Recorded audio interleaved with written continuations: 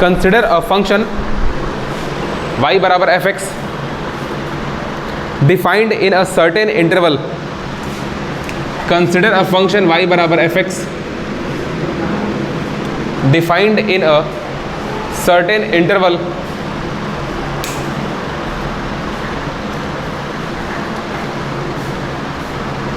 Full stop लगाइए, लिखिए F x has a definite value, F x has a definite value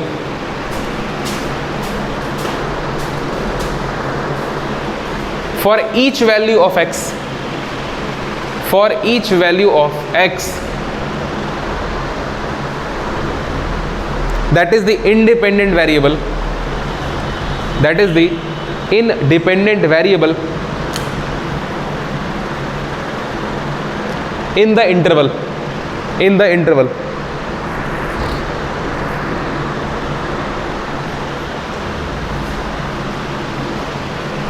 हो गया? Full stop. नीचे आइए, नीचे लिखिए the ratio of increment, the ratio of increment of the function, the ratio of increment of the function to the increment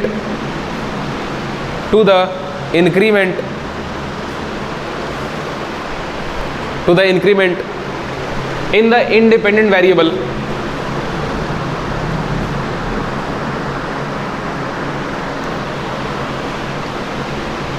देखो अभी ये sentence complete नहीं हुआ है, ठीक है।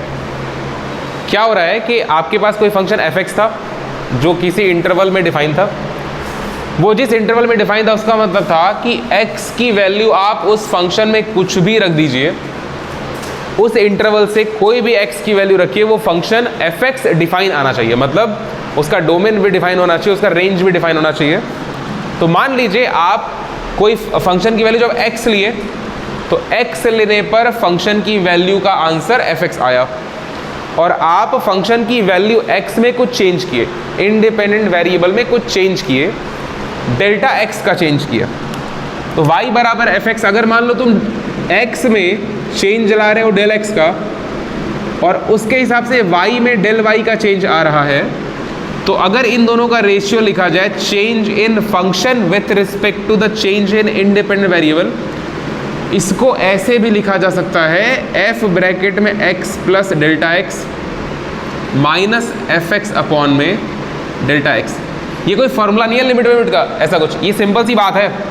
फंक्शन की बाद में वैल्यू क्या हुई, ये हुई, पहले क्या थी एफ एक्स थी, तो ये चेंज किसका आया, डेल वाई का चेंज आया। पहले फंक्शन की वैल्यू क्या रही होगी, ये किसके बराबर आएगा, पहले फंक्शन की वैल्यू थी एफ एक्स और बाद में क्या हो गई F X plus delta x, तो फाइनल माइनस इनिशियल कर दिए हम, डेल वाई की वैल्यू आ गई, ठीक है। तो आप इस बात को ज़रा लिखिए, ये ऐसे, ये तो चेंज का रेशियो हो गया, इसको लिखिए।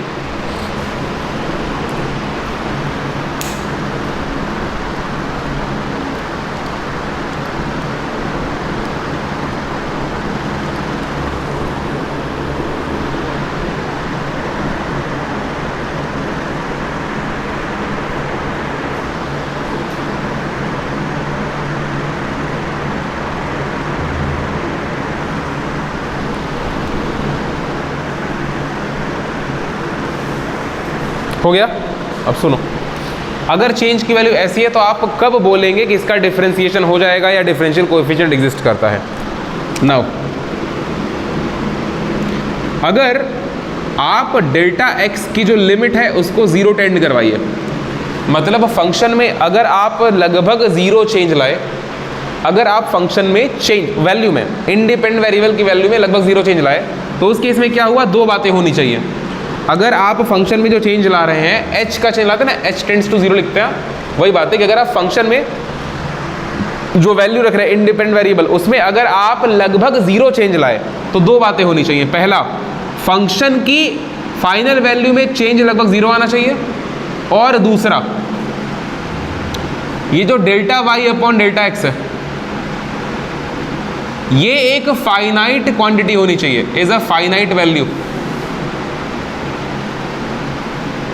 अगर आप इंडिपेंडेंट वेरिएबल में बहुत कम चेंज लाए, वेरी माइन्यूट, तो उस केस में अगर दो बातें हो जाती हैं, पहली बात कि डेल्टा वाई फंक्शन के रेंज में भी हल्का सा चेंज आए और delta Y upon delta X एक फाइनाइट वैल्यू आए, तो आप बोलेंगे कि हाँ इस फंक्शन का डिफरेंशिएशन हो सकता है, ये फंक्शन का डिफरेंशियल कोएफिशिएंट एग्जिस्ट करता है।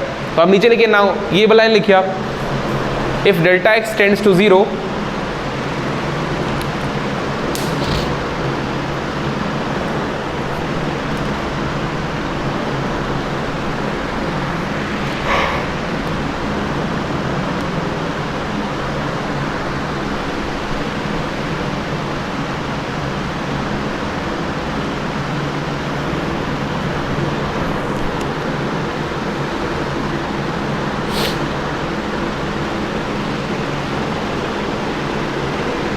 हो गया। आगे लिखिए then the derivative of F X exists, then the derivative of F X exists. आप ये बात पहले ही सीख चुके हैं, बस अब आपको इस समय डेल्टा वाई और डेल्टा एक्स के फॉर्म में दिखा रहे हैं।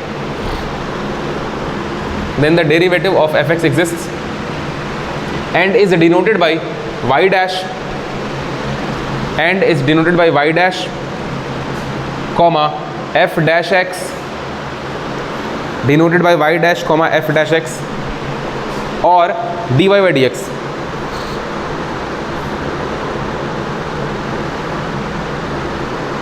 और dy by dx हो गया। इसी को आप समराइज करके ऐसे लिखते हैं कि 10 f डैश x बराबर लिमिट, ये जो रिस्पेक्टिव चेंज है x के हिसाब से जो y में चेंज है, अगर x और y में चेंज लगभग 0 हो, लेकिन हो, है ना, limit x tends to 0, delta x tends to 0, delta y upon delta x बराबर limit delta x tends to 0 fx plus delta x minus fx upon में डेल्टा एक्स। इस बात को लिख लीजिए, मतलब एफ डैश एक्स को इस प्रकार से डिफाइन किया जाता है।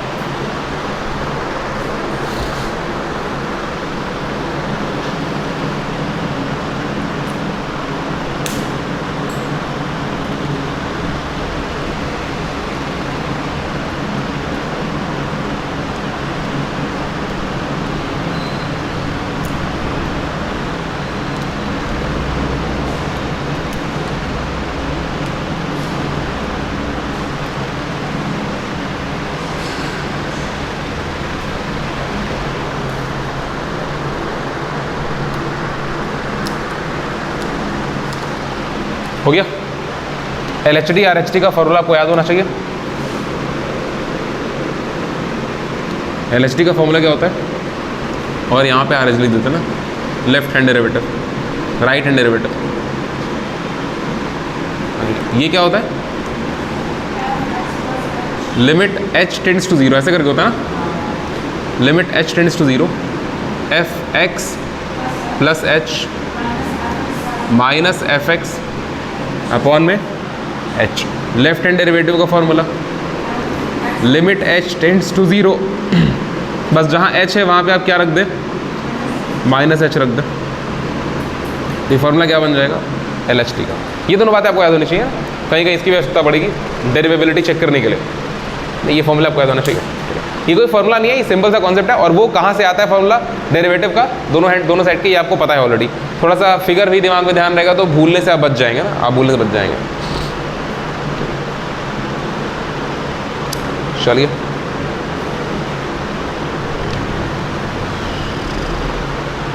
तो आप वो बात तो लिख लिए, अब आप एक और बात लिखिए, लिखिए नीचे लिखिए लाइन जोड़ के, the derivative of a function, the derivative of a function at a point x बराबर a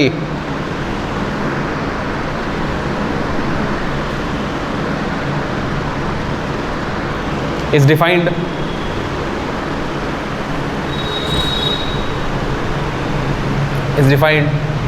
provided that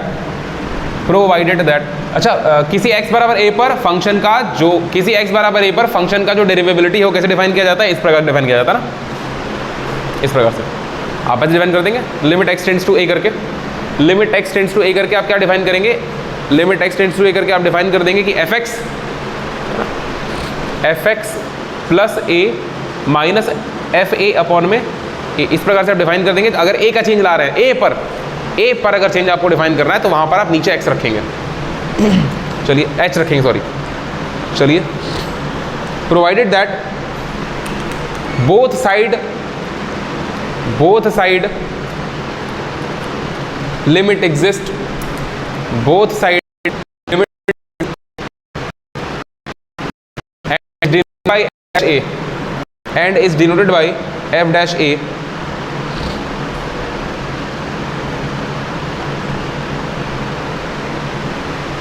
is denoted by f dash a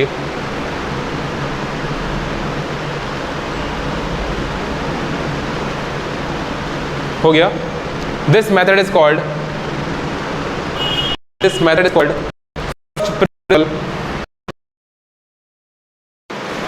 चलिए आगे बढ़ते हैं, सवालों पे जंप करते हैं। सवाल का मतलब ऑफिशियली आप पहली बार डिफरेंशिएशन के सारे फॉर्मूले लिखना स्टार्ट करेंगे, ठीक है? तो हेडिंग लगा लीजिए एक तो standard function derivative, standard functions derivatives, standard function derivative. आपको ये सारे फॉर्मूले जो भी हम लिखवाने जा रहे हैं सब का सब याद होना चाहिए। आज के बाद कभी दोबारा ज़िंदगी में डिफरेंशिएशन नहीं पढ़ोगे इस तरीके से, तो आप सारे अभी आप याद कर लेंगे, ठीक है? पहला लिखिए x पावर n का d बाई डी एक्स,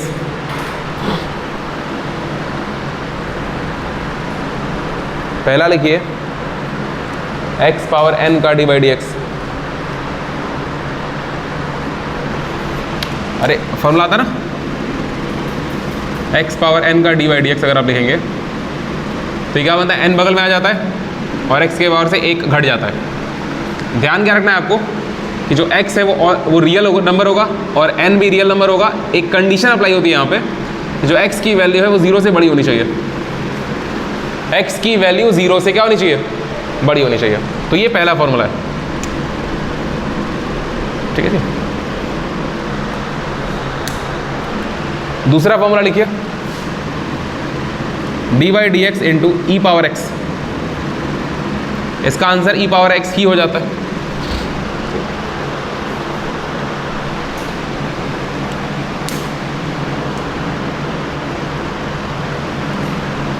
हो गया।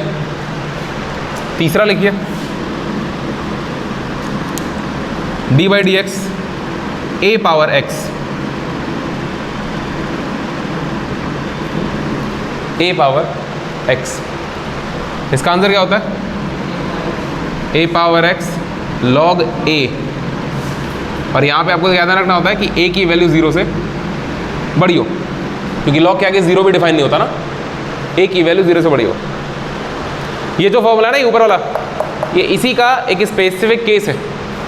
आप ए की वैल्यू अगर ई रख देंगे तो ई पावर एक्स इंटू लॉग ई बनेगा, और लॉग ई की वैल्यू क्या होती है? 1 होती है। लॉग ई बेस ई की वैल्यू क्या होती है? 1 होती है। इस बात को ध्यान रखें, ठीक है? चलिए अगला देखते हैं। अगला लिखिए D by D X L N X, D by D X L N mod में एक्स। आप समझ पा रहे हैं मॉड में एक्स क्यों लिखा हुआ है? ऑटोमेटिक डिफाइंड है कि एक्स पॉजिटिव नंबर होना चाहिए। इसका आंसर आपको पता है क्या होता है? 1 बाई एक्स हो जाता है।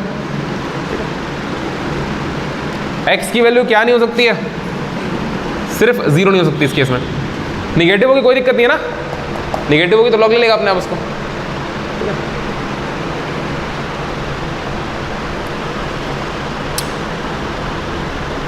अगला पांचवा लिखिए, अगला लिखिए D by D X, D by D X log X base A, D by D X log X base A. यहाँ पे एल एन नहीं है, ध्यान रखना, एल एन में बेस ई होता है, एल एन में बेस ई होता है, ठीक है? इसका आंसर लिखिए 1/x log e base a, 1/x into log e base a। ये सारे फॉर्मूले आपको रटे होने चाहिए ना। जितने भी प्रकार के सवाल है सारे सवाल हो जाएंगे आपसे।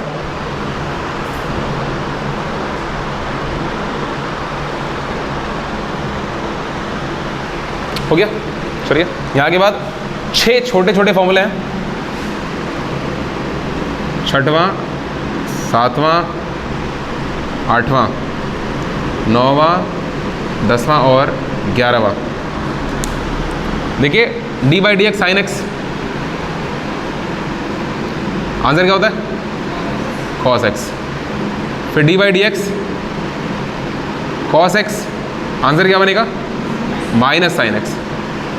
फिर d/dx tan x, आंसर क्या बनेगा sec स्क्वायर x। फिर d/dx cot x, आंसर क्या बनेगा माइनस कोसेक स्क्वायर x। फिर d/dx क्या बचा sec x, क्या बचेगा और d/dx कोसेक x क्या बनेगा minus cosec x cot x। Analogous होते हैं दोनों की तरफ, बस प्लस माइनस का फर्क हो जाता है ना। ये दोनों भी एनालॉगस है, sec square cosec square minus का फर्क है। ठीक है, लिखिए इन 6 को तेजी से। ठीक है,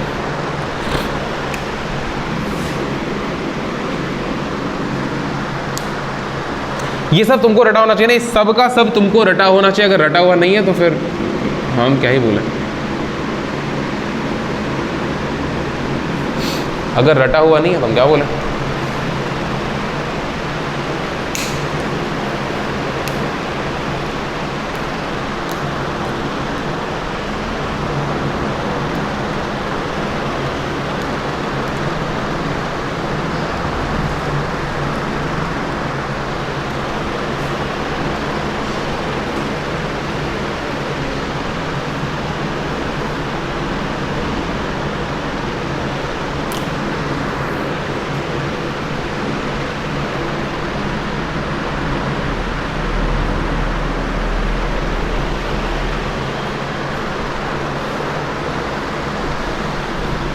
हो गया,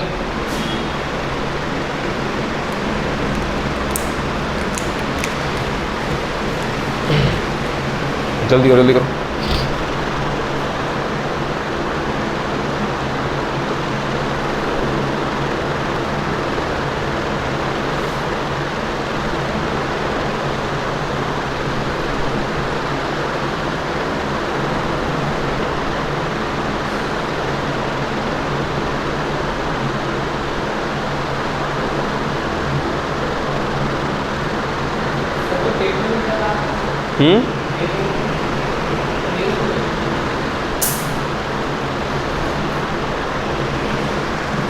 कांस्टेंट टर्म का डिफरेंशिएशन 0 हो जाता है।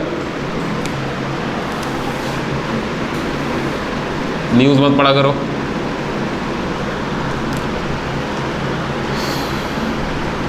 दो और देखिए, d/dx साइन इनवर्स x, बताइए 1/√1 - x स्क्वायर। ठीक है,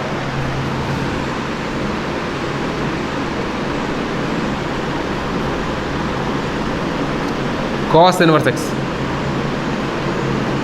-1/, ये सेम रहेगा नीचे, लिख लीजिए इन दोनों पर।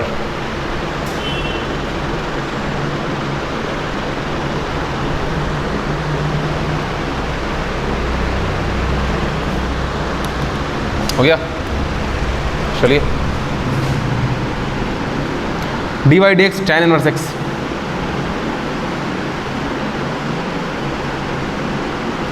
बोलिए। देखो सबसे अधिक इनवर्स में जिस फॉर्मूले का जरूरत पड़ेगा उनमें से एक ये फॉर्मूला भी है। tan इनवर्स x का आपको बहुत ज़्यादा जगह जरूरत पड़ेगा ना इसके डिफरेंशिएशन का। एक और फॉर्मूला है वो भी आएगा आगे, आपको दिखेगा। ठीक है, जब आप इंटीग्रेशन लगाएंगे ना वहाँ पर आएगा वो। इसका वो भी लिख लो, इसका भाई cot inverse X D by D x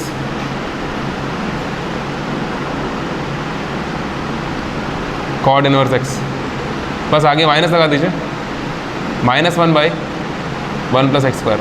ये माइनस ऊपर लगा दो ताकि कंफ्यूजन ना हो तुमको कि बेसिकली माइनस किसको माइनस करेगा, -1 लिख दो। माइनस नीचे भी हो सकता है, कोई दिक्कत नहीं है,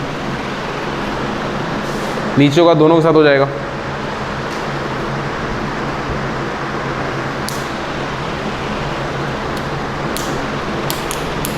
हो गया, चलिए आगे बढ़िए, 2 और लिखिए। 17 और 1 18, 15 16 17 18। हाँ जी, D by D X cosec inverse X sec inverse X और D by D X cosec inverse X. देखो क्या होता है ना, नीचे में इसके मॉड एक्स का मल्टीप्लाई होता है और अंडर रूट में एक्स स्क्वायर -1 होता है। इसका भी नीचे में मॉड एक्स का मल्टीप्लाई होता है और अंडर रूट में एक्स स्क्वायर -1 होता है, और ऊपर में एक में +1 होता है और एक में -1 होता है। किस में -1 होता है पता है? किस में -1 होता है आपको पता है? हाँ जी, सेक में -1 और कोसेक में इसको लिखिए, इसको जल्दी लिखिए।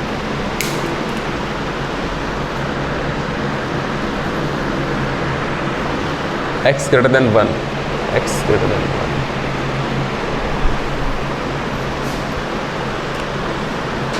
साइन में plus sine sec cosec inverse π/2 minus π/2 minus, नहीं इसको उल्टा करो, सेक में प्लस करो भाई, कोसेक में माइनस कर लो। साइन में पॉजिटिव, कॉस में नेगेटिव, इधर सेक में पॉजिटिव और कोसेक में नेगेटिव, ठीक है। सी वाले इन्वर्स में नेगेटिव आ रहा है, ऐसे आप ध्यान रखें, सी के इन्वर्स में नेगेटिव आ रहा है, ठीक है। आपको दिख रहा होगा तीनों सी में नेगेटिव आ रहा है ना, कॉस इन्वर्स में भी नेगेटिव आ रहा है, कॉट में भी आ रहा है और कोसेक में भी आ रहा है, इस बात को थोड़ा ध्यान रखिएगा, ऐसे ध्यान रखो। कॉस इन्वर्स, कोसेक इन्वर्स और कॉट इन्वर्स ना, इन तीनों में नेगेटिव आ रहा है डिफरेंशिएशन में, ठीक है। इनका जब डी बाई डी एक्स आप निकालेंगे तो थोड़ा सा ध्यान रखना, ये बात से ध्यान रखेंगे। हो गया? हाँ, एक और चीज़ लिख लो, इन दोनों में x की वैल्यू ग्रेटर देन 1 होनी चाहिए, सही बात है ना।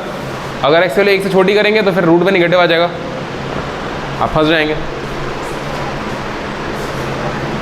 तो अगर 1 से छोटी हुई तो स्क्वायर करोगे तो और छोटी हो जाएगी ना, 1/2 का स्क्वायर 1/4 और छोटा हो जाएगा ना। 1 के बराबर हो सकती है क्या? नहीं हो सकती ना, क्योंकि 1 के बराबर नीचे 0 आ जाएगा, फिर मैटर हो जाएगा। अरे यार हम डिवीजन बनाए नहीं बताओ, ठीक है। चलिए, क्या प्राची मुस्कुरा रही है? चलिए, आपको एक बहुत जरूरी चीज़ दिखाता है ना, जिन पर सवाल आता है। सवाल कभी कभी आपको ऐसे देखने को मिलेगा स्कूलों में या फिर कहीं मिलेगा कि आप sin x plus cos x को डिफ्रेंशिएट करिए tan x के रिस्पेक्ट में, ठीक है। आपको सवाल देखने को मिलेगा x के रिस्पेक्ट में देखने को मिलेगा, sin x plus cos x को डिफ्रेंशिएट करिए tan x के रिस्पेक्ट में, ठीक है। सवाल बहुत आसान होता है, कॉमन सेंस लगाना होता है आपको। तो आप क्या करेंगे, आप tan x को भी x के रिस्पेक्ट में डिफ्रेंशिएट करेंगे और आप sin x plus cos x को भी x के रिस्पेक्ट में डिफ्रेंशिएट करेंगे, उल्टा करके डिवाइड कर देंगे, ठीक है। dx dx कट जाएगा। लिखिए लिखिए रिजल्ट्स, हेडिंग लगाइए रिजल्ट्स, इंपॉर्टेंट रिजल्ट्स।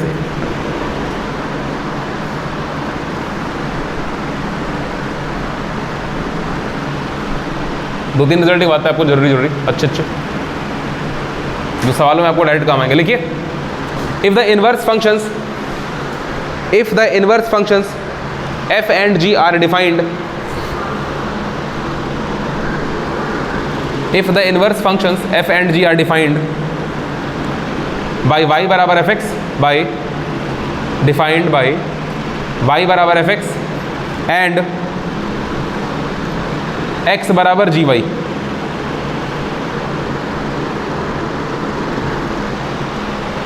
x बराबर gy, अगर दो फंक्शन f और g दोनों एक दूसरे के क्या हैं, इनवर्स हैं, अगर f और g दोनों एक दूसरे के इनवर्स हैं, और अगर मान लीजिए आपको डिफाइन करना है y बराबर fx, y बराबर अगर आप fx डिफाइन किए हुए हैं तो x बराबर gy हो जाएगा, ठीक है।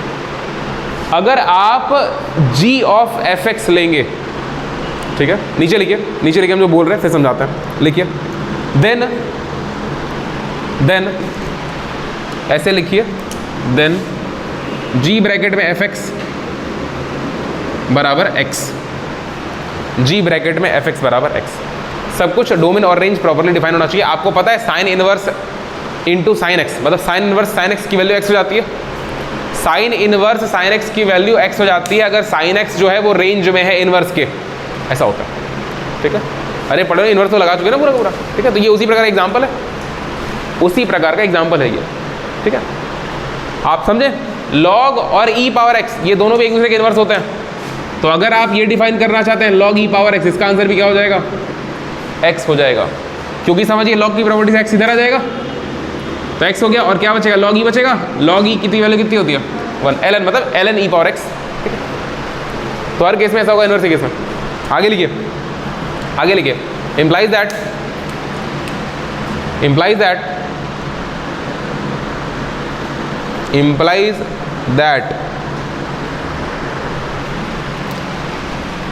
इसका एक मतलब होता है, एक थ्योरम है बेसिकली, आप ध्यान रखेंगे। अगर g और f ऐसे डिफाइंड है तो इसका मतलब होता है कि g dash of fx into fx बराबर 1। इसको लिखिए g डैश, अरे यहाँ डैश रहेगा, डैश है, g dash of fx into f dash x बराबर 1। ये एक थ्योरम है, इसको ध्यान रखेंगे। ये बहुत सारे जगह पे काम आएगा, और ये सबसे अधिक आपको पता है कहाँ काम आएगा, इंटीग्रेशन में। ये थ्योरम आपको सबसे अधिक कहाँ काम आएगा, इंटीग्रेशन में आएगा, ठीक है। जब आप इंटीग्रेशन, देखो इंटीग्रेशन कई प्रकार से किया जाता है, integration by substitution, integration by parts, integration of partial fraction, ठीक है। तो वहाँ पर जब आप इंटीग्रेशन बाय सब्स्टिट्यूशन करेंगे तो वहाँ पर ये थ्योरम सबसे अधिक काम होगा, इसलिए इस बात को याद रखें। और ये समझ में वहाँ और ज़्यादा आएगा जब आप इंटीग्रेशन बाय सब्स्टिट्यूशन करेंगे। बात में आ रही क्या, ये पॉइंट हम समझाएगा अभी। हम तो बोले कि g और f एक दूसरे के इनवर्स फंक्शन है, तो आपको पता होना चाहिए कि अगर g का इनवर्स मतलब g का f के साथ फंक्शन बनाएंगे, मतलब देखो साइन इनवर्स x और साइन x इनवर्स फंक्शन होता है एक दूसरे का। तो अगर आप दोनों कंबाइन करके एक तीसरा फंक्शन बनाएंगे साइन इनवर्स साइन x, तो साइन x जो है वो इनवर्स का इंडिपेंडेंट वेरिएबल हो गया, साइन इनवर्स साइन x, तो उसकी वैल्यू x आ जाएगी। या फिर अगर आप ये बनाएंगे साइन इनवर्स x, तो उसका आंसर भी x ही हो जाएगा, ठीक है। और अगर दो फंक्शन ऐसे बिहेव कर रहे हैं, प्रॉपर प्योरली इनवर्स बिहेव कर रहे हैं, तो आपको ये बात ध्यान रखनी है, आपको ये बात ध्यान रखनी है। हो गया जी, चलिए आगे लिखिए नीचे, this result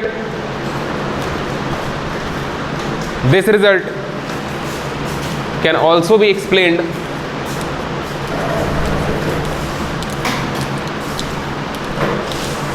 this result can also be explained as if dy by dx exists and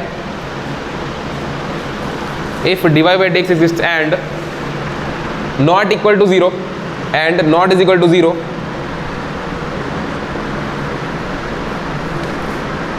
then देखो अगर dy by dx एग्जिस्ट कर रहा है और dy by dx की वैल्यू 0 नहीं है, अगर उसकी वैल्यू 0 नहीं है तो आप उसको ऐसे लिख सकते हैं, कैसे लिख सकते हैं, आप उसको लिख सकते हैं कि dy by dx बराबर 1 अपॉन में dx by dy, बोलो ऐसे लिख सकते हैं, नहीं लिख सकते, लिख सकते हैं, नहीं दिख रहा है, dy by dx बराबर 1 अपॉन में dx by dy, dy ऊपर चला जाएगा, बात तो वही होगी, समझ में क्या। तो पहले इस बात को लिखिए, देन करके इस बात को लिखिए, बराबर करके आपको एक और पॉइंट लिखवाएंगे।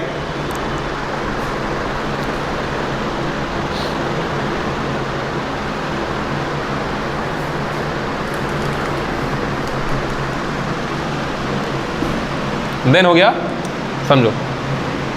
देन बराबर करके आप इसको ऐसे भी लिख सकते हैं, इम्प्लाइज दैट लगाइए, उस बराबर को इम्प्लाइज दैट बनाइए और ऐसे लिखिए। देखो इस पूरी चीज़ को ना, ये जो dx बाई dy लिख रहे हो इसको इधर आए गुणा कर दो, और को थोड़ा सा मिटाने दो, एक सेकेंड। ये कोई बहुत हैवी रिजल्ट नहीं है, इसका एप्लीकेशन अच्छा है। देखो अगर मान लो तुमको ऐसा दिखाई दे रहा है कि dy बाई dx बराबर, आप इसको ये लिख ही सकते हैं dx बाई dy, तो इसको इधर लाइए, इसको इधर लाएंगे तो dy बाई dx बराबर इंटू dx बाई dy बराबर 1 हो जाएगा। ये तो समझ में आता है सबको, दोनों डिफरेंशिएबल कोएफिशिएंट कट जाएंगे, y वाला y साथ है, तो इस बात को लिखिए इम्प्लाइज दैट दिस।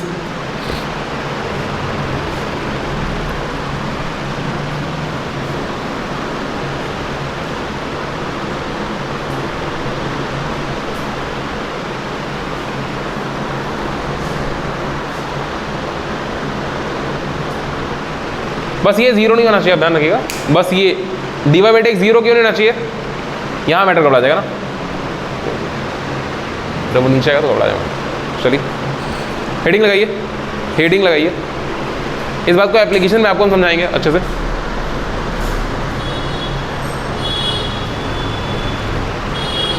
हेडिंग लगाइए, इंपॉर्टेंट रिजल्ट्स, इंपॉर्टेंट रिजल्ट्स आए, अरे सॉरी रिजल्ट नहीं यार, थ्योरम लिखना है, थ्योरम लिखना है, important theorem, sorry important theorems, multiplication division वाला लिखवाएंगे, important theorems on derivatives.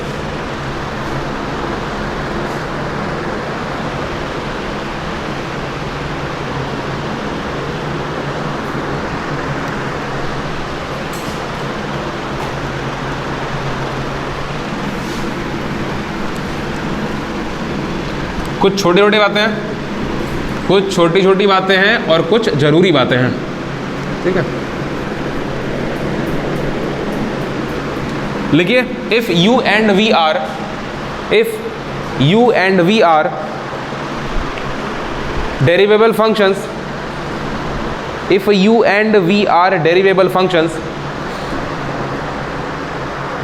Then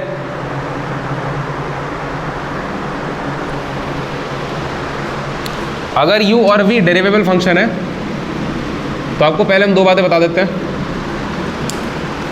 अगर मान लीजिए आपको निकालना है d अपॉन में, लाइक मान लो dx, अगर तुमको कोई फंक्शन है u जिसको डिफरेंशिएट करना है और इस फंक्शन में किसी कांस्टेंट k का मल्टीप्लाई है, तो आप अगर ऊपर फंक्शन u दिख रहा है आपको जिसको डिफरेंशिएट करना है और उसके साथ में कांस्टेंट चिपका हुआ है, तो आप कांस्टेंट को बाहर निकाल दीजिए और उसके बाद डिफरेंशिएट कर दीजिए। पहली बात तो ये। दूसरी बात,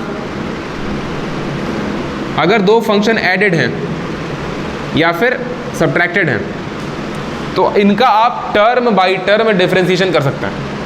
मतलब आप पहले u का कर दीजिए और फिर आप प्लस या माइनस लगा करके v का कर दीजिए। ये दोनों बातों को पहले लिख लीजिए।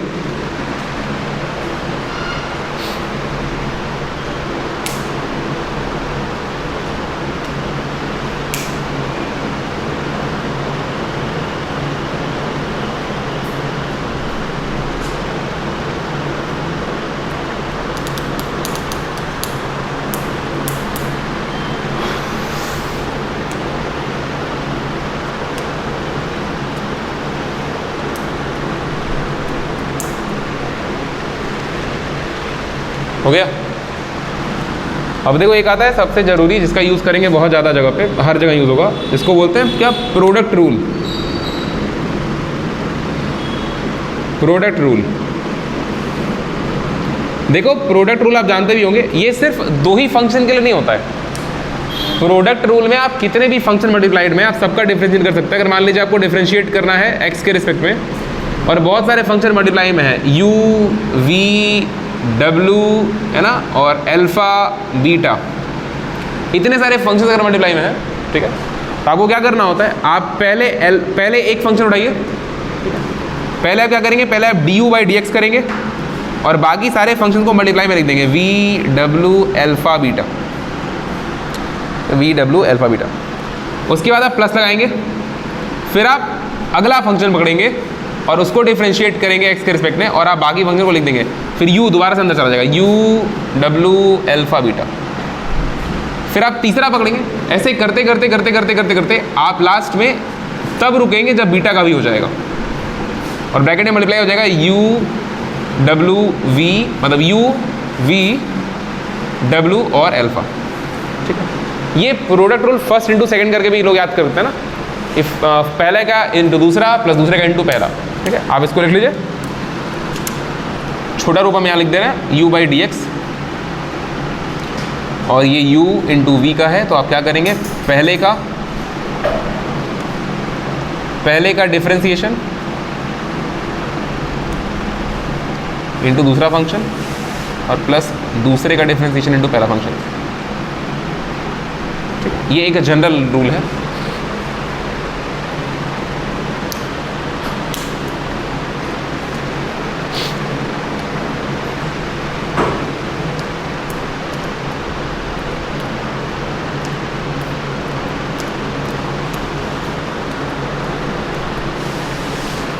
हो गया। उसी प्रकार से अगर दो फंक्शन डिफरेंशिएशन में, उसको बोलते हैं कोशेंट रूल। ये हो गया तीसरा। चौथा,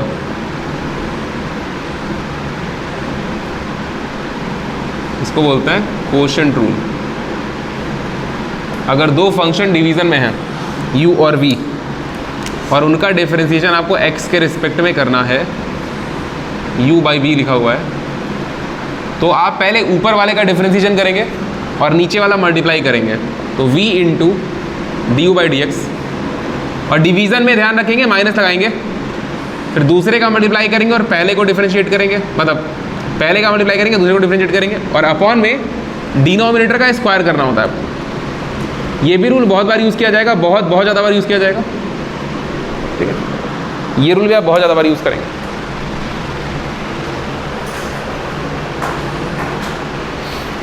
दूसरा इंटू पहले का माइनस पहला इंटू दूसरे का। देखो एक बात ध्यान रखो, एक ऑर्डर कि जब भी डिफरेंशिएशन स्टार्ट करेंगे या प्रोडक्ट से या कोशेंट से, पहले का डिफरेंशिएटर पहले को पहले डिफरेंशिएट कर देंगे, पहले फंक्शन को पहले डिफरेंशिएट करेंगे, फिर उसके बाद दूसरे को करेंगे। प्रोडक्ट में प्लस प्लस लगता है और डिफरेंशिएशन में माइनस लगता है, उसके साथ में नीचे डिनोमिनेटर का स्क्वायर करते हैं। अब पहला फंक्शन किसको मानेंगे, दूसरा फंक्शन किसको मानेंगे, ये आपको बताया जाएगा आइलेट रूल के हिसाब से। ठीक है, यहाँ पर थोड़ा ध्यान देना होता है। देखिए फंक्शन आप बेसिकली 5 प्रकार वाले पढ़ेंगे, ILATE। ठीक है, इन पांचों में जो ऊपर होगा उसको पहले मान लेंगे और जो नीचे होगा उसको दूसरा मान लेंगे। ठीक है, इन पांचों फंक्शन में से अगर आपको दो फंक्शन दिखाई दे रहे हैं तो उन दोनों में से जो इसमें ऊपर आता है उसको पहला फंक्शन मानेंगे, और जो आइलेट में नीचे आता है उसका दूसरा फंक्शन मानेंगे। आई का मतलब क्या होता है, इनवर्स फंक्शन। एल का मतलब क्या होता है, लॉगरिथमिक फंक्शन। ए का मतलब अलजेब्रिक फंक्शन, और टी का मतलब ट्रिग्नोमेट्रिक फंक्शन, और ई का मतलब एक्सपोनेंशियल फंक्शन। ठीक है, अगर मान लीजिए आपको सवाल, एग्जाम्पल देख लीजिए, अगर मान लीजिए सवाल आपको ऐसा कुछ दे रखा है कि डिफरेंशिएशन ऐसे कुछ दे रखा, मान लीजिए साइन एक्स अपॉन में लॉग एक्स, तो यहाँ तो क्लियर ही है, यहाँ तो ऊपर वाले का आपको डिफरेंशिएशन करना है। और जब आप मल्टीप्लाई में आएंगे, तो मल्टीप्लाई में आने के टाइम पर आपको ये बात डिसाइड करना होगा कि पहला फंक्शन किसको माने। आंसर पे फर्क नहीं पड़ेगा, हम पहले बता दे रहे हैं, आंसर पे फर्क नहीं पड़ेगा। असल में ये जो रूल बनाए गए थे, रूल बनाए गए थे इंटीग्रेशन के फॉर्मूले के लिए। इंटीग्रेशन का जो फॉर्मूला होता है उसमें दो फंक्शन अगर मल्टीप्लाइड हैं, इंटीग्रेशन फर्स्ट इंटू सेकंड, तो वहाँ पर ये रूल काम आता है। फर्स्ट इंटू सेकंड का integration minus integration of second का integration into first function whole का इंटीग्रेशन। इस प्रकार से एक फॉर्मूला बनता है इंटीग्रेशन का बड़ा सा। उस बड़े से फॉर्मूले में आपको फर्स्ट और सेकंड फंक्शन इसके हिसाब से मानना पड़ता है, क्योंकि यहाँ पर डिवीजन में भी दिक्कत नहीं है और प्रोडक्ट में दिक्कत नहीं है। हम तुमको सिर्फ ये बात इससे बता दें क्योंकि यहाँ पर मल्टीप्लाई किया जा रहा है, मल्टीप्लाई किया जा रहा है। तुम्हारे मन में ये बात नहीं आनी चाहिए कि सर क्या इसका इससे लेना देना है। इसका डिफरेंशिएशन में कोई लेना देना नहीं है, क्योंकि आप चाहे पहले इसका करें चाहे पहले इसका करें, बीच में प्लस लगाए तो इसको ऐसे लिखो चाहे ऐसे लिखो, बात एक ही है। उसी प्रकार से डिवीजन में है कि डिवीजन में आपको पता है कि डिनोमिनेटर इंटू न्यूमरेटर का डिनोमिनेटर इंटू न्यूमिनेटर का differentiation minus numerator into denominator का अपॉन में डिनोमिनेटर का होल स्क्वायर। तो यहाँ पे फर्स्ट इंटीग्रल मैटर नहीं आएगा, बस इस बात को आप ध्यान रखिएगा क्योंकि इंटीग्रेशन ही बहुत जल्दी शुरू होगा आपका, तो ये चीज़ वहाँ काम आएगी। ठीक है, जो ऊपर है उसको पहला मान लेंगे और जो आपके सवाल में नीचे है उसको दूसरा मान लेंगे। ठीक है, तो आप यहाँ तक लिख लीजिए, फिर आगे बढ़ते हैं।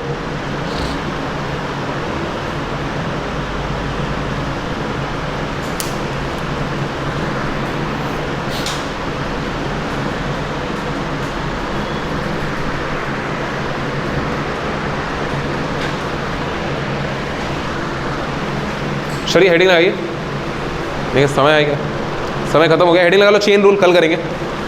चेन रूल डिफरेंशिएशन का साथी है, सवाल में हर जगह लगभग हर एक सवाल में चेन रूल लग जाएगा। ठीक है, बहुत सरल सी चीज़ है लेकिन ज़रूरी चीज़ है।